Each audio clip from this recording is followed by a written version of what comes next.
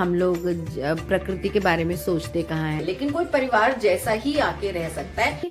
द्वार पर लिखा है अघोर पीठ बाबा कीनाराम स्थल। यहाँ पर भी देखिए, यहाँ पर शवदाह होता है। आपके नाम पे डुबकी लगवाना चाहते हैं तो वो बिना कहे मैं लगा लूंगी। आप सभी को प्रणाम निवेदित करती हूँ। और आप सबको पता है कि मैं इस समय बनारस में हूँ, और बनारस में तो मैं काफी दिनों से हूँ। मैं कुंभ के लिए गई थी 25 तारीख को, और कुंभ स्नान करके फिर बनारस आ गई थी। लेकिन मेरा ऑफिशियल काम सब समाप्त होने के बाद मुझे वापस मुंबई लौट जाना था। लेकिन मैं कुछ ऐसी घटनाएं हुई कि मुझे लगा कि महाशिव ने स्वयं मुझे यहाँ पर रोक लिया। अचानक मेरे एक मित्र का फोन आया, उसने मुझसे पूछा दीदी आप कहाँ पे हैं, मैंने आपकी रील देखी है, आप कहाँ पे हैं? तो मैंने बताया रील देखी है, हाँ बनारस की रील है और मैं बनारस में ही हूँ। तो उसने कहा अरे वाह मैं भी बनारस में हूँ। फिर हम लोग मिले, फिर वो जहाँ रुकी थी जिस फैमिली में, मैं वहां पर मिलने आई, और मैं आई थी कि कुछ दिन रुक के चली जाऊंगी।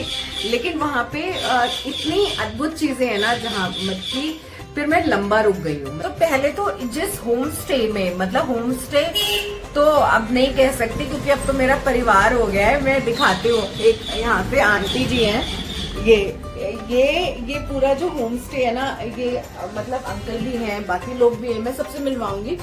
तो आंटी बहुत अच्छा अचार बनाती है। तो आंटी इतना अच्छा गोभी गाजर का अचार बनाती है, सब्जियां भी बहुत अच्छी बनाती है। अगर मुझे जल्दी जाना होता है ना, तो आंटी मेरा खाना पैक करके मुझे दे देती है कि बाहर का मत खाना, घर का खाना। जय श्री राम सबको। हेलो भाई बहनों, ये हमारी बेटी है। ये जब से आई है तब से हमें लग ही नहीं रहा है कि हमारी बेटी नहीं है। ये लगता है कि ये हमारे घर से, अपने घर से नहीं आकर के मेरे ही कोख से जन्म लिया है। हर चीज में मेरा दुख सुख जो भी परिस्थितियों में अपने अनुसार यहाँ के हिसाब से ढाल लिया है। ऐसा नहीं लगा कि बाहर से आई हुई है, लगता है कि मेरी ही बेटी है ये आंटी। और लेकिन हर चीज में मतलब हमको लगता नहीं है कि कहीं और से आई है ये। पता नहीं के किस जन्म का हमारा इसका रिश्ता है, ये तो हम नहीं जानते, लेकिन लगता नहीं है हमें। जय श्री राम।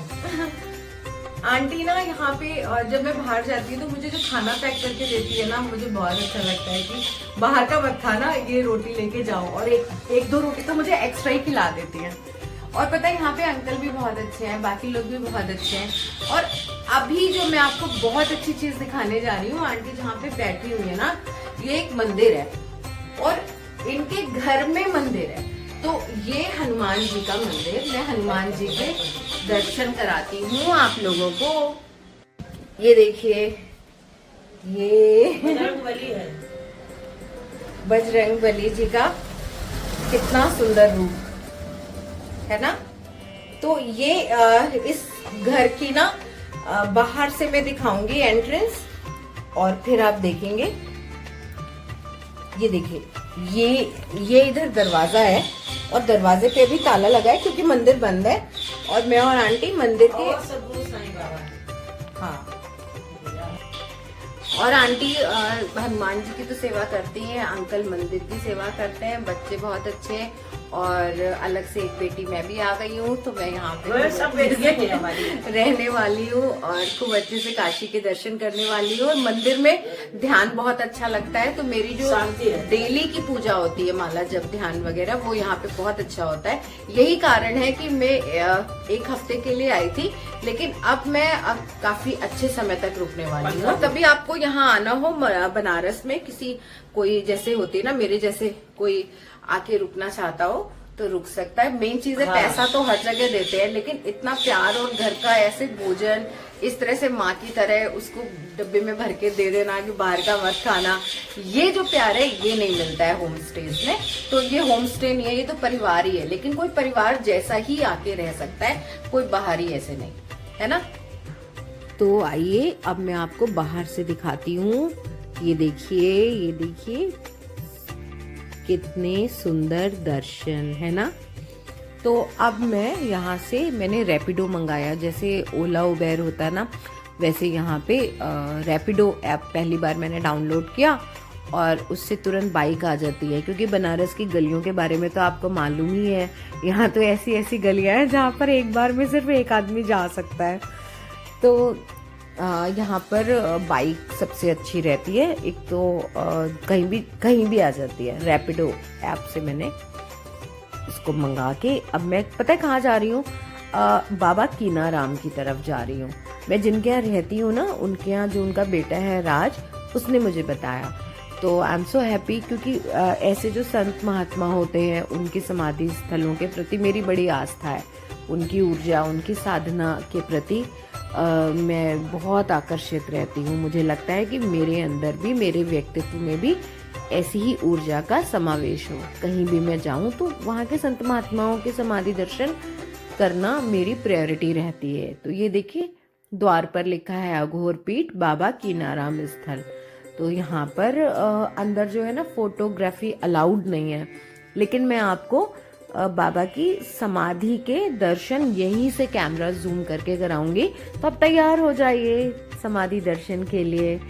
और ये देखिए, ये दरवाजा है, ये जो आपको दाईं तरफ लाल रंग की जो आपको मीनार दिख रही है ना, ये ही है बाबा का समाधि स्थल। इसमें ऊपर जाना मना है, तो हम लोग नीचे से ही दर्शन कर लेते हैं। और इसके बाईं तरफ जो बिल्डिंग बनी है, यहाँ पर उनका धूना है बाबा का, और वो अभी भी जलता है, निरंतर जलता है। उसकी जो धूने की जो राख है ना, वो मैं लेकर आई हूँ।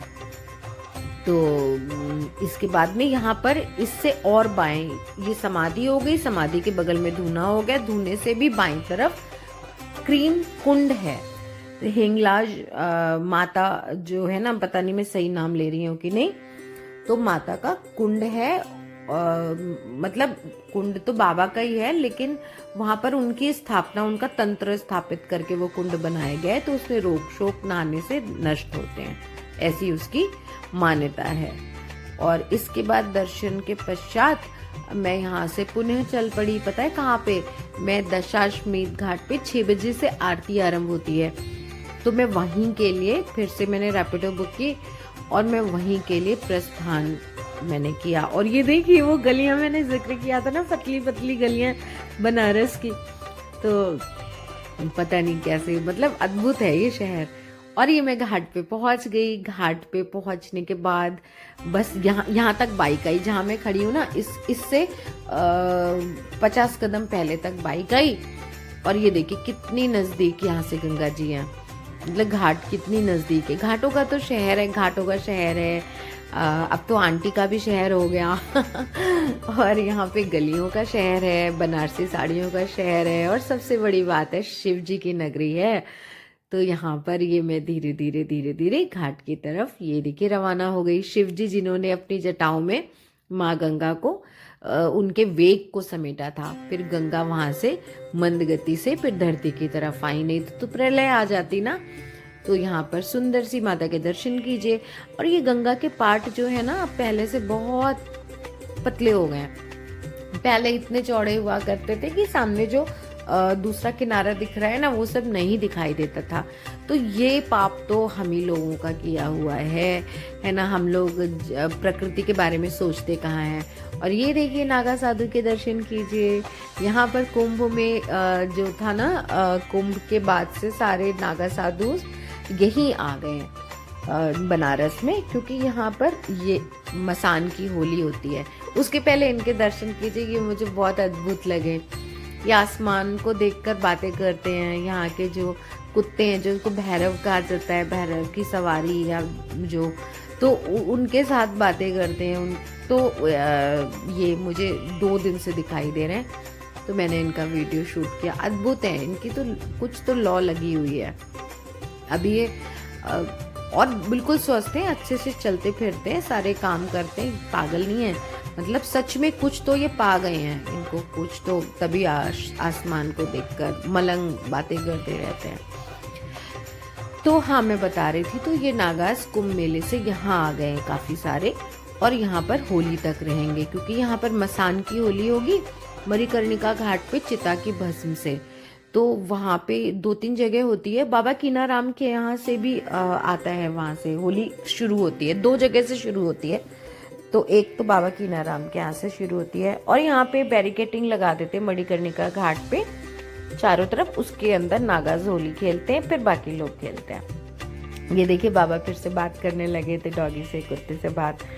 तो फिर वहाँ से चल के मैं हरिश्चंद्र घाट आई। यहाँ पर भी देखिए, यहाँ पर शवदाह होता है, इसके आगे मणिकर्णिका पे भी होता है, लेकिन आज मैं मणिकर्णिका तक नहीं जाऊंगी क्योंकि आज मैं आप लोगों को आरती दर्शन कराऊंगी शाम वाले।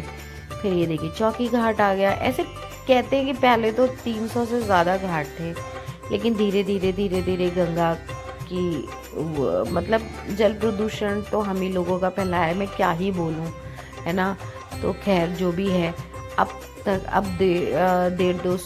200 के अंदर ही हैं अब जितने भी घाट हैं, मुझे टोटल नंबर अभी याद नहीं है। तो रास्ते में जो बाबाज मिलते जा रहे हैं, मैं उनके छोटी छोटी क्लिप्स भी बनाती जा रही हूँ।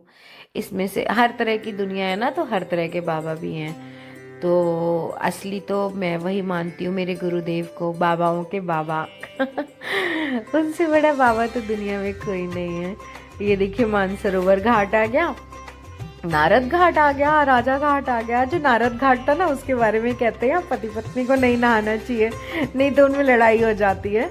तो फिर ऐसे करते मैं दशाश्वमेध घाट पर अभी पहुंच जाऊंगी और वहां पर आरती होगी। आरती की मैं आप लोगों को पूरी क्लिप नहीं दिखाऊंगी, थोड़ी सी दिखाऊंगी, और पूरी जो क्लिप है वो मैं इसके अगले पार्ट में अपलोड कर दूंगी। तो आप लोग को अगर आरती देखनी है पूरी, तो आप इसके जस्ट बाद वाला वीडियो क्लिक कीजिएगा, है ना, क्योंकि इसमें इसलिए मैंने नहीं पूरी आरती दिखाई है क्योंकि वीडियो बहुत लंबा हो जाता है।